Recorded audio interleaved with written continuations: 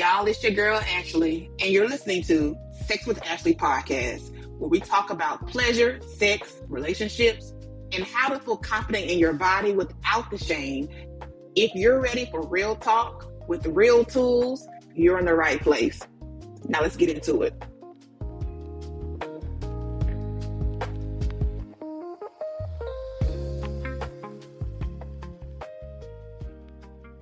Welcome to Sex with Ashley. So today we have the Love King himself, Mr. Raheem DeVaughn. Hello, Raheem. I am here finally. I've been waiting to I want to say have sex was actually be on the Sex with Ashley show. I'm Yeah. here. Listen, okay? And so, Ta-da. ta-da, finally, right? So me and Raheem connected about a year or so ago, over a year ago. No, over a year ago, I Oh, was on. It was actually during the Lettucey tour. it was. We were connected through Samantha, I want to say, and I can't remember what city it was, but It yeah, was Houston. It was Texas. Houston, Texas. I remember Yeah, that.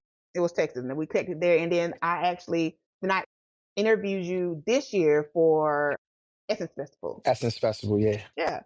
So, question. Let's just get into it. So, your name's Love King. Where did that come from? Where does that stem from? That was the Love King, which now has morphed into the Love King of Soul and R&B. It started out around 2012, 2013. Before that, I had many monikers, R&B hippie, neo soul rock star, and Soup Cooler Jones, and the Lip God, and just all these different things. And but on a serious note, we were trying to figure out. I hadn't been out. I hadn't had a project out since 2010. I was gearing up to put out a project in 2013, which was a place called Loveland album at the time, distributed through a label, Mass Appeal, and we just talking about the art of reinvention, and it started on a call with me and a manager at the time, which is still a good friend, Mike MacArthur, and we had a debate about it. It was bold. It felt it could come off as cocky. Never the intention of it. I was doing a lot of community work at the time too, so having the Love Life Foundation and the love has always been the word love has always been intertwined into the albums. I think of that like if you think like kind of like the Electric Lady that was kind of always incorporated the Marauder, Midnight Marauder for the Tribe Called Quest hmm albums. hmm You know what I mean? So it's kind of like love, the love experience, love behind the melody, love and war masterpiece, a place called Loveland. And I just felt like it worked, It was a little, I was conscientious and, Dream had put out an album called Love King, right? And I was like, well, all right, maybe I don't want them to think like I'm trying to rip Dream off, you know what I mean? But I just felt like on and off the stage, in and out the studio, like it's giving Love King energy, you know what I mean? Like love for music, love for the community, that type of vibes. It stuck. Okay. Okay. So good. So it definitely stuck, and it's a good name. Yeah. So, what do you know about love, or what have you learned about love now that you? I've learned so much. I've learned so much that I put out a song recently called 20 Lessons of Love, Okay. which I'm on the 20 Lessons of Love tour. So yeah, I mean, not to be cliche, but love is a verb, not an action. Love is a verb of action, excuse me. Mhm. It's more than a four-letter word. These are like some of the lyrics of the song. Okay. It's uh, it's keeping your word when you give it. It's fragile and delicate. If it ain't God made it heaven sent, it ain't love. You know what I'm saying? It's not the grass that's green on the other side. Love is complicated sometimes. When you say you down, you got to stay down to ride. hmm Um, love is tricky. It's all fun and games until she's back outside. it's not it's not about ego or pride. It's about putting all those things to the side. These are just some of the 20 lessons of loves. And that's those some of the like bullet points of what, love is, it's not always happy. Sometimes it requires selfishness, you know what I'm saying? You know, it, depending on how you love yourself will dictate how you're able to love your partner or your partners. You know what I mean? Like it's all these things, you know? Love is also commitment too. I was talking to someone on Facebook. Actually, they have made a post about could you be in a relationship with someone if you were not in love with them? And I was like, yes, because being in love is an emotion, and emotions fade sometimes by the day, by the minute, by the hour, right? But But I would hope that you are. I would hope that that's the goal. Like you're working towards the goal of loving that person or being in love with them. If you're in a, you know what I'm saying? Like if you're in a so relationship with them. yes, right? So I think it's important to like the person first. Like I need to like you, right? Absolutely. Like you as a I person. got. I got to be able to just want to even be around you. Yes. And Yeah. then the being in love part, it just kind of depends on what happened in that day. Like I will love you as a person, but like I think when like for women, we talk about being in love, like it's like the whole butterfly, all that thing. And I don't necessarily have that feeling every day, but I like you every day. And I Mm-hmm. love you as a person every day. Mm-hmm. So like the being in love part, Mm-hmm. it differs. At least for me. I might not be in love, but I like you. To me, Yeah. I liking you mean, is more important. you being in like enough to be in a Yes. committed relationship or Yes. open relationship or what have Yes. you. Like it makes sense. It makes a lot of Yeah. sense. Yeah. Almost fell and I got back up. Sorry. And so over here on the Sex with Ashley podcast, we talk about sex. We talk about sexual health. Hmm. So what do you think, where do you think men go wrong when it comes to like sex and pleasing their partners?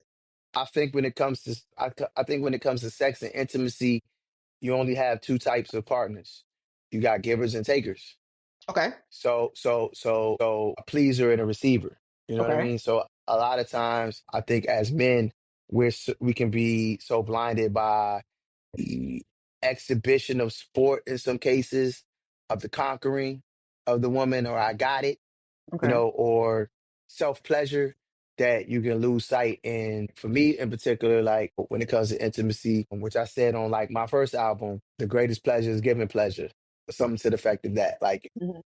so for me in particular, I would be probably I'm a I'm a giver. Or I get off on pleasing the woman. You know what I mean? Like my goal, like I'm gonna get mines anyway. But I want to make sure you get yours umpteen time.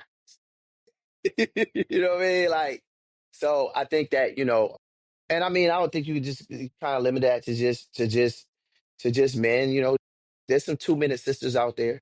You know what I'm saying? There's a lot of pillow princesses. Yes. Pillow Uh-huh. princesses and 2 minute sisters. You know what I mean? They had to turn 2 minute brothers. You know what I mean?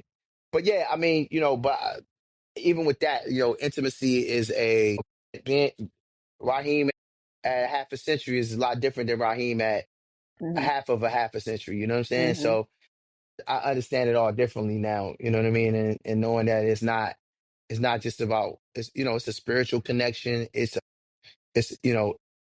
in some cases the tying of souls. You know what I mean? Like it's a lot of different things. So, but it should be pleasurable for both committing partners should be able Correct. to should be pleasured, have orgasms, a plethora of orgasms, and just like whatever comes with those orgasms, it should be an experience. I agree. So I like the fact that you said that one, sex should be pleasurable for both people, and that two, that you like to please, right? Because I think a lot of times, and men don't understand this, or maybe they do and just don't care. But like the whole foreplay aspect of sex is very important to women because a lot of the times with women, the foreplay aspect is where they get their orgasm part. That's where it happens because a lot of women don't just have orgasms through like penetrative sex and then all Hmm. the other things. And so, like, sometimes a lot of men, I would say a lot, sometimes men uh, maybe are lazy or don't want to do all that. They just kind of want to get to the hunching part, right? But Yeah, before you get to the hunching part, you got like, if you care about your person, you need yeah. to make sure that they are also pleased. So that's, And more importantly, if you plan on like being around, like yeah, you know what I mean, if this, and like yeah, I would want to think you would want to know all the things that make your partner tick, and that don't. Some you might be laying down with a partner that has trauma. right. You know what I mean? Like, so, you need to know that. So it's just getting to know like, what they don't like, how long they like it, like what's the safe word, like all those things are very important. Right. Yeah, if you're just passing through, I guess it don't matter. But if you here for a longer time, it is important to know. Yeah. So I know you do a lot of work around sexual health. So when does sexual health become like a non-negotiable for you?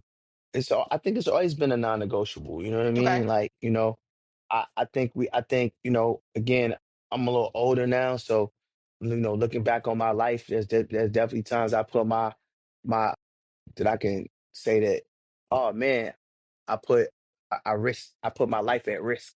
Hmm. You know what I mean? Like, I made a decision that wasn't so smart. You know Hmm. what I mean? We all have. Yeah, you know what I mean? So, but I think that when I grew into my musicianship and being the artist that I am, and just, thinking about ways that I could pay it forward, and, you know, I make music ultimately that makes people want to be intimate, fall in love, or have intimate experiences. In some cases, it's even come with a warning label, you know what I mean, on certain records. Beautiful babies Hmm. to my music, or get married, have their first kiss, lose their virginity for the first time, you know what I mean? So I'm there in some of the most intimate moments. So, I think, social responsibility just, for me, that goes hand in hand, but I always marched to the beat of a different drum anyway, and having the foundation, starting the Love Life Foundation back in 2013 as well. It's just aligned, even my partnership, which I have with Gilead Sciences right now, I'm no stranger to HIV prevention. I've worked with previous organizations in the past, you know what I mean, as well. So I couldn't see myself doing anything other than that, whether it's HIV prevention or conversations about, mental health, domestic violence, like, anything that these are the things that are affecting us as people of black and brown color. Right. And so I'm glad you brought up HIV prevention because that brings it to my next topic. So, how do you personally bring up like testing and prep use in like, or prep in like your regular conversation with people? Like, how do you bring that conversation up? I mean, I just don't have any reservations about it now. I'm older, you know what I Okay. mean? You bump your head, you learn from mistakes, not having important conversations you need to have, you know what I mean? Like, yeah, so it's it's easy for me, but I think that, if for somebody who may feel insecure, you know, so I think it's one of the first, if you see it going there, I think it's one of the conversations that you just have and kind of just get it out the way Right. so you can have the woosah, you know what I mean? And get to know that person in the other ways, not just intimately, but those are having part of intimacy is having intimate conversations. Right. You know what I mean? And I think, once you get over the awkwardness or the shallowness, you know what I mean? Mhm. Um, and you realize that, hey, like it's not so bad to have a conversation. I mean, now we got take home kits. You can do it in the privacy of your home. Nobody has to be in your business, in you all's business, and you swab me, I swab you. Hmm. You know what I mean? Make it Sound, sexy. yeah, make it sexy. Yeah, it Uh-huh. sound like a fun. Sounds like a song. Yeah. Yeah. You swap me, I swap you. And so, Yeah. so for people who might be listening to this and who don't know what prep is, so I'll Hmm. explain what prep is because I forgot I didn't talk about what prep was. So, so prep is, so when I talk about prep, I tell people prep is kind of like the birth control of HIV, Yeah. right? Hmm. Hmm. So you take prep, you have to be HIV negative first, and you Hmm. take prep to remain negative. So if Hmm. you're someone who's living with HIV, prep does not work for you. It works only for people who are negative and who wish to remain negative. Hmm. And if you, and when taken properly, it's I think like 98% effective when taken properly. So that's what prep is Hmm. for people who are listening and may not know what that is. So back with prep. So a lot of times when it comes to like heterosexual men or hetero men, they feel like prep is not for them. They're like, well, I don't need to be on that, right? This episode is brought to you by Pleasure Please, my book that helps you build confidence, communicate your needs, and reclaim pleasure without shame. Available now on Amazon, Barnes and Nobles, and wherever books are sold. So, what is your Well, opinion as a heterosexual man, I'm on prep and I've been on prep for like 3 going on 4 years now. on? Okay. You know what I mean? It was introduced to me through my doctor, Dr. Hodge. At the time, I was looking for a new doctor, primary care physician Mm-hmm. that was black, in my area, that was advanced in the technology and just all the things. And one of the first things he asked me, in the process of getting my physical, one along with a long list of other questions was, hey, are you on prep? You know, when is the last time you recall having, unprotected sex? Are you married? Are you in a committed relationship? Mhm. He asked a lot of different questions. You know what I mean? Uh, I asked about side effects, and he also shared with me what was going on in the DMV area, Mhm. the statistics and the numbers are high and being so high, the rate of people who are HIV positive, in the area. Just this week, it was a big announcement in, a certain county here in Maryland where it's saying over 8,000 residents have tested positive for HIV. Jeez. You know what I mean? So that's right here in my hood, in my area, you know, in the DMV. And so I said, immediately, I said, all right, I want to try it and get on and ask what the side effects are. And yeah, it's been cool. I mean, he even went so he said like this is not the green light to just be out here raw dogging it either, but this is like the added protection should you come in contact with someone who is HIV positive and they don't know or do know, you Mhm. know, just to have that added protection. You know what I mean? And I was with my older sons probably in the last 3 months or so, and we had a conversation about, my oldest two about, hey, like, you know, especially my one that's in the military, you know what I mean? Like, hey, you might want to talk to your doctor about Yeah. you get your choice. Can't say I didn't tell you. Tell you. Can't say I didn't warn you. Can't say I didn't prep you. No pun Right. intended. Right. You know? And Yeah. I love that you use your platform as a heterosexual man to talk about prep, because a lot of people assume prep is just for gay men or people who are men who have sex with men, right? They don't think that it's something that people who are heterosexual, men or women, something that Hmm. they think that's something that they need or use or should at least ask about. So I love that you use your platform to talk about Well, the elephant, or they live alternative lifestyles well, and so it's very important that the message get out there because it makes me wonder what are the numbers for that. Hmm. black heterosexual men or for black men just period, Hmm. right? Whether you're bi or straight, you know what I mean? What do those numbers look like? Or do we have those numbers? Like, are we going out to get tested enough to have those numbers? You get what I'm saying? So that's why it's so important not only to educate yourself on what prep is or talk to your primary care doctor about if it's for you, but more importantly, like get tested, know your status, get tested regularly. One of the things I love about being on prep as well is that, I mean, automatically you have to get tested every 3 months anyway to Yep. make sure that because, for other reasons, you know what I Right. mean? You can't be HIV positive and be on prep. Right. So, oh yeah, but aside from conversations about PrEP and HIV, it's like, no, no, no, just like, hey, it's cool to go to the doctor. Let's make it cool to go to the doctor. Let's make it cool to get a physical. Knowing about our blood pressure, our high blood pressure, our sugar. You know what I mean? As somebody who is pre-diabetic, I am very try to be very cognizant about that, holistic ways as well as, you know, ways that I can curve that and get that under control. You know what I mean? So keeping an eye on it. So, you know, our health is important. We only have one life, one body, one heart, and Yeah. want to be here as long as we can, Yeah. to enjoy Yeah. it.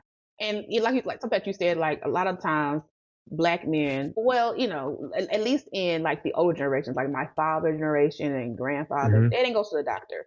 So I love that, I do seem like the men in my generation, they are Yeah. starting to go to the doctor more and care about their health more than our parents' generation. And I love that. I love that they are at least attempting to care. Or, And listen, the way this insurance, they talking about this insurance about to oh go up. yeah, If you got it, you better use it. use it, You know what I right? mean? I'm finna use it. You know what I mean? Okay, so we can ready to switch over to a segment. It's called Questions from My DM. Okay. So when I have guests come on the show, I like do like an all call for people to like ask the guest questions. Okay. So I'm gonna pick one question because Okay. so Papa Puff at Papa Puff said, "What is your perspective on battery operated boyfriends? Do you embrace a good sex toy or do you shy away from them?" I'm not. anti sex toys in the bedroom if it enhances the situation for, and it's about what your partner's into though too, and what True. gets them off. So it ain't just about like me, but I know what I'm giving. I know what it's given over here on the side in the bedroom. So it's like, we can get it done with or without it. You know what I mean? Okay. I think the danger in it for a lot of women with their toys is that you can become hooked on that sensation, right? Or that feeling where it's like you might feel like you can't get off without it. You know what I mean? You know what I mean? Like in some cases, you know what I mean? And or Hmm. there's a lot of other things to unpack there. You know what I mean? Like Hmm. sometimes it's just easier. I would imagine, I'm not a woman, but I would imagine that like I've been told by women like, hey, all right, yeah, I'd rather just deal with my toy because it's no emotional attachments. Hmm. I ain't gotta deal with big fella lying to me. I ain't gotta deal with possibly catching something. I get all of that. You know what I mean? But when I made the song, it started from a conversation. Good friend of mine, it's just jokingly, I'm about to go kick it with Bob. And I was like, Bob, who's Bob? And she was like, battery operated boyfriend. I was like, oh my God, I'm finna make a song out of that. Like immediately I ran to the Hmm. studio, Hmm. right? And had to make a song out of it. And it went on to be one of those things. It's a showstopper when I do it live, and never went to radio. You know what I mean? But it just, it'll be forever one of those things that, the elephant in the room. You know what I Right. mean? Like I think it made for a great conversation. And like I said, like you need a real type of thing. It can't be duplicated. Your body needs to be loved the way that God made it. See, I so, so I agree. I agree with that. So I think that sometimes a Bob lot of can't kiss those thighs. it cannot, right? It You know what I'm cannot. saying? So Bob can't share your morning rise, and it Bob cannot. can't say this hard. I can do better. He can longer than your battery operated boyfriend. So yes, right. All of that, yes. So Bzzz, I do feel like bzzz. though. Do y'all hear that? I do feel like though, like sometimes men are a tad bit intimidated by sex toys because sex toys are made specifically to get you off. Like you can't really, a human can't really compete with that, really, right? Yeah, But like you said, even though I use a sex toys don't replace people. You yeah, still like the touch of a person, the weight of a yeah. person, the kiss of a person. So I think there's room for both things. Sometimes Well, maybe just the men need their own toys. You know what I they mean? Like, have some. I mean, but y'all got way more options. We do. Y'all got way more. Also, sex toys are not gender specific. So I can take a wand and then use it on a guy. Like you can use it like, to massage all the places on the guy, the nipples, the scrotum, all the We places. ain't finna electrocute me. I'm just messing. So they're not gender specific. So you can use the same sex toy on me and use it on you. So I just want to throw that out there for people. So in closing, right? So leave listeners with a message about love and protecting your life at the same time. So no, yeah. So what would you say to people who are like saying, I don't know what purpose for me? One. Hmm.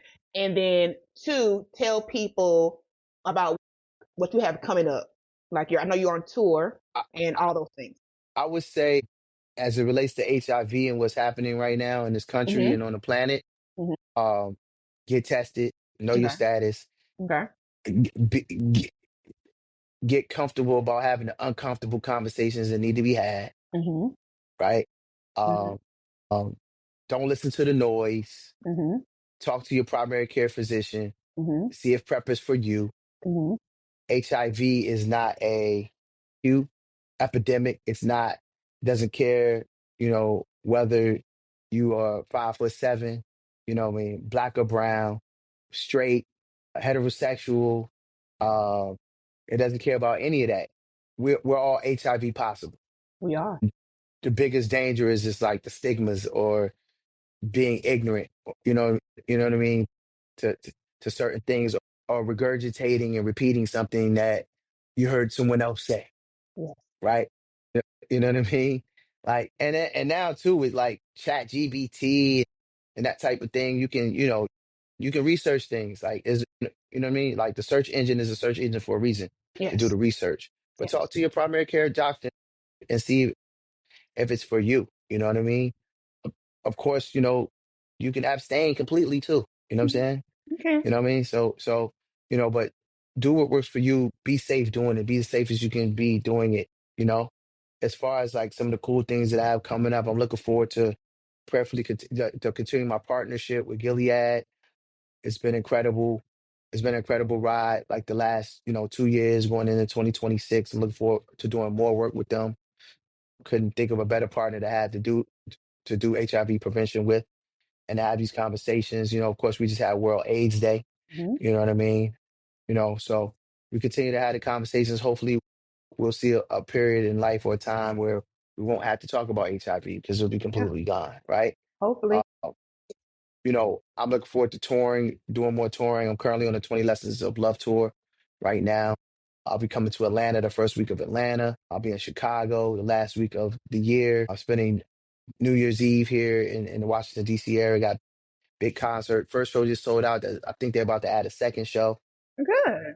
Doing radio right now. I'm loving that. It's just got the announcement yesterday that not, I went from having the number one urban show to having the number one show at nighttime. So Oh, I'm I'm I'm I'm, congratulations.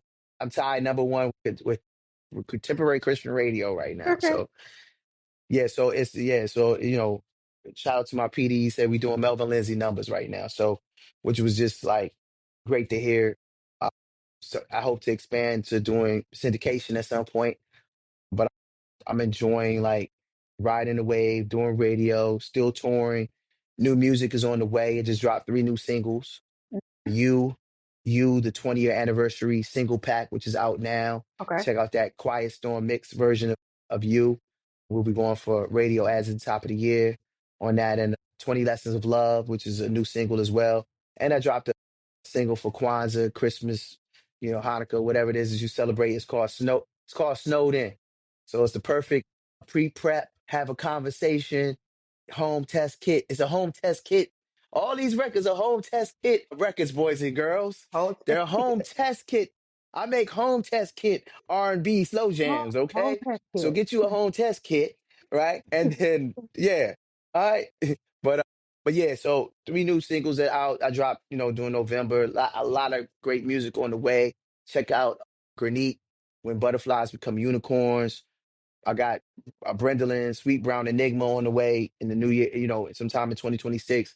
A lot of great things happening. And I'm just, I'm thankful after, I'm in the midst of celebrating my 20-year anniversary, but it is a delight to just still have my name simply in the conversation as it relates to soul and R&B. I work extremely hard and I'm just coming for everything that I feel like I ever deserved. I'm coming for it respectfully. So putting that work As you in. should. Yeah, putting that work in. Yeah, for sure. As you should. And thank you for coming by the Sex with Ashley show. Absolutely. We got to do it live in person sometime too. We do. Just say when, and I'm always available. All right, cool. We might have to do something, I don't know, for one of these shows, show day or something. It's 2 shows a night, but we could figure it out. Maybe we'll do some in the day in the life or something behind backstage or something. We'll figure it out. Thanks for listening to Sex with Ashley. If you learned something today, do me a favor and send me a review and share this episode. And if you want more guidance, you can also purchase my book, Pleasure Please, available at Amazon, Barnes and Nobles, and wherever books are sold. Love you, mean it. See you next week.